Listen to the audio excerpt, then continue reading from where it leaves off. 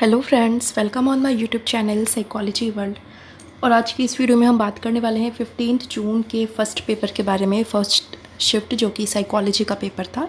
Psychology के paper को already मैं डिस्कस कर चुकी हूँ, आप प्लेलिस्ट में जाकर के देख सकते हैं। डिस्क्रिप्शन में भी आपको उसका लिंक अवेलेबल करवा दिया जाएगा। तो यहाँ हम देखने वाले हैं कि साइकोलॉजी के साथ में जो फर्स्ट पेपर था साइकोलॉजी के साथ में, उसका लेवल क्या था, किस तरह के क्वेश्चंस वहाँ पे पूछे गए थे। तो आइए वीडियो को स्टार्ट करते हैं। Let's start. तो यहाँ पे हम देखते हैं, जैसा कि कैंडिडेट्स ने बताया कि बेसिकली क्वेश्चन तो उसी तरह के थे जैसे क्वेश्चंस पूछे जा रहे थे, लेकिन कुछ एक दो सेक्शन ऐसा था जहाँ से कि थोड़ा सा डीप क्वेश्चन पूछ लिया गया था। तो एक एक करके हम सारी चीज़ों को डिस्कस करेंगे। सबसे पहले हम पैसेज की बात करते हैं। पैसेज जो कि कंपलसरी होता है और वहाँ से 5 क्वेश्चंस आपके बिल्कुल मस्ट होते हैं। और पैसेज में 5 on 5 लाना बहुत ही इजी होता है। यहाँ पे पैसेज बहुत ही मीडियम लेवल का देखा गया है। और यहाँ पे कुछ कैंडिडेट्स ने बताया कि यहाँ पे 6 क्वेश्चंस इस बार पैसेज से पूछे गए थे। मैथ से काफ़ी ज़्यादा क्वेश्चन पूछा गया 15 जून की फर्स्ट शिफ्ट में। यहाँ पे नंबर सिस्टम पूछा गया था। आईसीटी की बात करें हम तो वहाँ से नंबर सिस्टम पूछा गया, बाइनरी टू डेसिमल में कन्वर्ट करने का पूछा गया।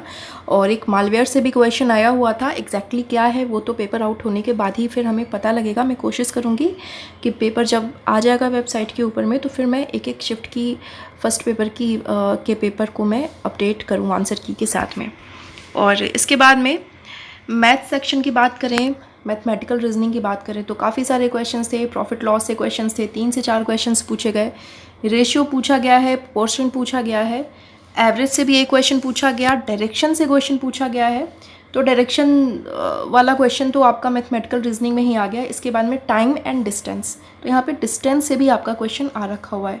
तो यहाँ हम देख रहे हैं कि मैथमेटिकल रीजनिंग वाला जो पार्ट है तो लगभग उसमें से सारे ही टॉपिक्स को लगभग टच कर लिया गया है। इसके बाद डीआई आपका अलग से था जिसमें कि 5 क्वेश्चन आपके बने थे। एंड इसके बाद आगे देखते हैं, हायर एजुकेशन की बात करें तो नालंदा यूनिवर्सिटी से क्वेश्चन पूछा गया था, तक्षशिला यूनिवर्सिटी से क्वेश्चन आया हुआ था। NEP 2020 से कोई क्वेश्चन नहीं पूछा गया था इस बार।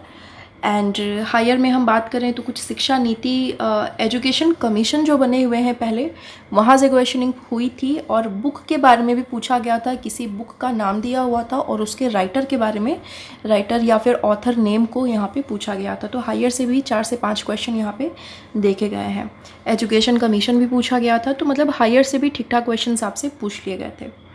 और इसके बाद में इंडियन लॉजिक की बात करें तो प्रमेय अप्रमा यहाँ से क्वेश्चन आया हुआ था एग्जाम्पल दे करके। फिर कथन और निष्कर्ष वाले सेक्शन से भी क्वेश्चन था, तो वहाँ से भी क्वेश्चनिंग होती है। 3 से 4 क्वेश्चन यहाँ पे इंडियन लॉजिक यानी कि जो आपका यूनिट नंबर 5 है वहाँ से क्वेश्चन यहाँ पे देखा गया है। एंड इसके बाद इन्वायरमेंट की बात करें तो SDG MDG से क्वेश्चन इस बार नहीं था जैसा कि कैंडिडेट ने बताया, या मे बी रहा भी होगा, बट क्योंकि ऑनलाइन एग्ज़ाम है तो सारे क्वेश्चंस सारे टॉपिक्स माइंड में कई बार नहीं होते हैं। तो कुछ कैंडिडेट्स ने बताया कि मॉन्ट्रियल प्रोटोकॉल पूछा गया, कि गालिब प्रोटोकॉल से रिलेट करके क्वेश्चन हुआ था। एंड यहाँ पे हज़ार्ड से क्वेश्चन पूछे गए। ऑप्शन दे दिया गया था कि इनमें से कौन से हज़ार्ड नेचुरल और मैन मेड हज़ार्ड हैं, तो इस तरह के क्वेश्चन पूछे गए। एंड ओजोन लेयर से क्वेश्चन पूछा गया था कि ओजोन लेयर कहाँ पे होती है। ओजोन लेयर बेसिकली अर्थ के चारों तरफ जो वायुमंडल का लेयर है, 5 लेयर है, उसमें से किस में आता है, ये क्वेश्चन आपका पूछ लिया गया था। और इन्वायरमेंट से 2-4 क्वेश्चन आपसे पूछ लिए गए थे। फर्स्ट यूनिट की हम बात करें, फर्स्ट यूनिट आपका टीचिंग एप्टीट्यूड, वहाँ से क्वेश्चन पूछा गया था। वहाँ से ज़्यादा क्वेश्चन इस बार नहीं रहा था, 1-2 क्वेश्चन ही पूछे गए। स्वयं से क्वेश्चन पूछा गया था। बेसिकली स्वयं या स्वयं प्रभा का फुल फॉर्म पूछा जाता था, लेकिन इस बार क्वेश्चन थोड़ा सा डीप में पूछा गया है। स्वयं के बारे में डीपली पूछ लिया गया कि चैनल 8 में क्या चीज़ें बताई गई हैं, किस चीज़ के बारे में डिस्कस किया गया है। तो अब आपने क्या करना है, अब इससे आप सीख लीजिए और किसी भी एक टॉपिक को पढ़िए। तो बस फुल फॉर्म नहीं पढ़ना है आपको, फुल फॉर्म मतलब पढ़ना ही है, लेकिन सिर्फ उतने से काम नहीं चलने वाला है। आपने क्या करना है, उसको डीपली पढ़ना है। उसके अंदर जितने भी सब सेक्शंस, जितने भी सब चैनल्स दिए हुए हैं उसके बारे में अब आपको सब कुछ पढ़ना है। क्योंकि ऐसा है कि अब इतने सारे शिफ्ट में एग्ज़ाम लिया जा रहा है, अब क्वेश्चन कहाँ से आएंगे इतने, तो इसलिए अब देखा जा रहा है वैसे तो होना ये चाहिए कि आपके 10 यूनिट दिए हुए हैं तो हर यूनिट से आपके 5-5 क्वेश्चन पूछे जाएँ, बट जनरली ऐसा नहीं होता है।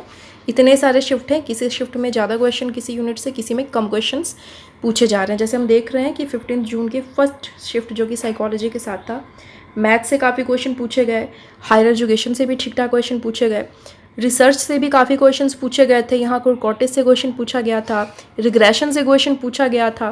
तो यहाँ पे रिसर्च भी आपको बहुत ही डीपली पढ़ना है। तो मैंने यहाँ पे अपने चैनल पे रिसर्च एप्टीट्यूड को करवाया हुआ है। हालांकि मैंने साइकोलॉजी के सिलेबस के अकॉर्डिंग करवाया है, डीप में करवाया है, लेकिन आप उसको कर लेते हैं क्योंकि अब फर्स्ट पेपर में भी रिसर्च से काफ़ी डीप क्वेश्चन पूछे जा रहे हैं। तो अगर आप प्लेलिस्ट को पूरे देख लेते हैं, 64 वीडियोस वहाँ पे आपको मिल जाएंगी, अलग अलग टॉपिक वाइज। एक एक टॉपिक को मैंने कवर करवाया हुआ है। तो साइकोलॉजी के कैंडिडेट के साथ ही साथ में फ़र्स्ट पेपर तो सबके लिए कॉमन है, आपके लिए भी काफ़ी हेल्पफुल रहेगी। मैं प्लेलिस्ट का लिंक डिस्क्रिप्शन में दे दूँगी। डिस्क्रिप्शन ओपन करेंगे, आपको वहाँ पे वो वीडियो मिल जाएगी, प्लेलिस्ट पूरी की पूरी मिल जाएगी। तो उसको पूरा देखिए, समझिए। वहाँ मैंने एक एक टॉपिक को करवाया हुआ है। ये फर्स्ट पेपर का सेकेंड यूनिट आपका पूरा वहाँ पे कवर हो जाएगा। तो रिसर्च एप्टीट्यूड से बेसिकली प्रॉपर क्लियर नहीं रहा, थोड़ा सा घुमा करके क्वेश्चन पूछा गया था। 5-6 ऑप्शन दे दिए, फिर उसमें से आपने 2-3 क्वेश्चन कोडिंग कर दी।